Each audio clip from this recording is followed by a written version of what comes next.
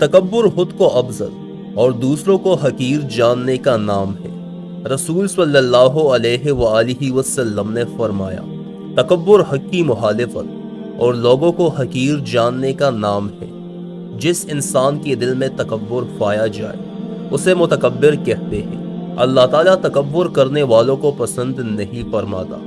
اللہ تعالیٰ قرآن مجید میں فرماتا ہے کہ زمین پر اکڑ کے نہ چلو، کیونکہ ایسا کرنے سے نہ تم زمین کو پھاڑ سکتے ہو اور نہ ہی آسمان کی بلندیوں کو چھو سکتے ہو۔ انسان کی اکڑ اللہ کی پکڑ پہ ختم ہو جاتی ہے۔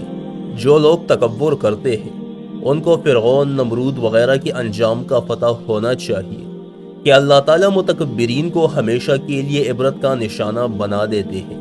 نبی کریم صلی اللہ علیہ وآلہ وسلم نے فرمایا کہ قیامت کے دن متکبرین کو انسانی شکلوں میں چوینٹیوں کی مانند اٹھایا جائے گا۔ ہر طرف سے ان پر ذلت طاری ہوگی۔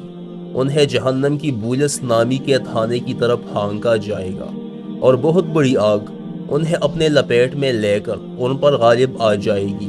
اگر اللہ نے آپ کو دولت، عزت، شہرت، رتبہ دیا ہے تو لوگوں کے لیے آسانیاں پیدا کرو، نہ کہ لوگوں پر اپنا روب داب جماؤ اور تکبر کا مظاہرہ کرو۔ یاد رکھو کہ وقت بدلنے میں دیر نہیں لگتا۔